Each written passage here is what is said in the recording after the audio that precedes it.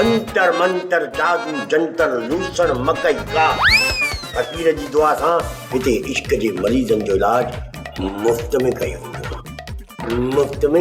आहे। मुंहिंजो नालो आहे सूबेदार सूतरी। जिते वेंदो आहियां उते कंदो आहियां बर्बादी। तूं केरु आहीं, छो आहीं ऐं छा लाइ आहीं? मां आहियां असली फकीर जी दुआ सां सूबेदार जज़्बाती। तुंहिंजे अंदर में उणुतण आहे, उणुतण। दिल में होरा खोरा अथई, अखियुनि में उमेदूं अथई फकीर जी दुआ सां।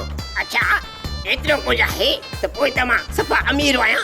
भला इहो त ॿुधाए, इहा उणुतण पूरा खूरा केरु आहिनि? ऐं मुंहिंजे अखियुनि में उमेद आहे न, सुघड़ थी सुघड़, इतल वारी ज़ाल। हाय सुघड़। अकुल कर, मुंहिंजी माई में मुंहिंजो मतिलबु आहे त पराई माइन में अखि न विझ, ॾोह थींदी। फकीर साईं, छा कयां?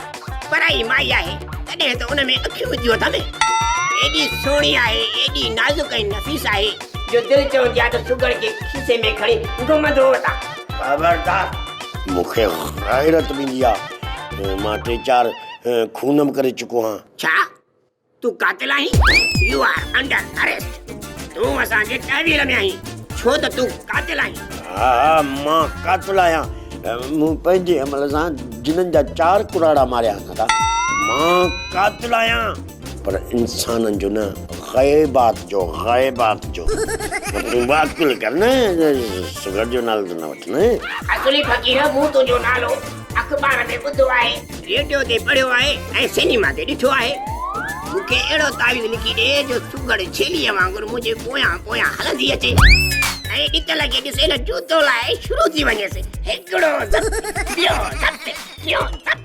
बी ॾितल वीचारो तुंहिंजो कहिड़ो ॾोह कयो आहे? लूसी आई, बाक़ी ॾोह कोन कयो अथसि। पर तूं पैसनि जो मालिक, तूं मूंखे तावीज़ लिखी ॾे। ठीकु आहे, ही कमु असल में मां फी सबीलिल्लाह कंदो आहियां, पर तुंहिंजो नाजाइज़ कमु आहे, तंहिंजे करे मां तोखां 10,000 वठंदुसि। ईंदुसि, तिरनि जो तेल तिरनि मां कढी तोखे ॾींदुसि। 50,000 रुपया करे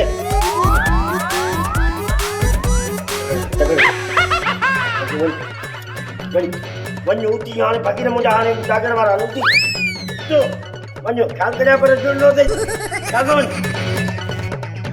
लूसी मां बनाया। हिते सुघड़ हिन खे ठगे, हिते हिन खे ज़लील मां कंदुसि। अहिड़नि सां भले ईअं हुजे। नथा फरार माइन ते आशिक़ थियनि, गैरती आहियां। ख़बर आहे सभु ॾुकड़ो था, लूसी मां बनाया। सोप सीरियल मश्करनि जो ॻोठ सीज़न 2 जा तमामु एपिसोड्स ॾिसो हाणे HD क्वालिटीअ में। विज़िट करियो असांजो YouTube channel Sindh TV HD drama.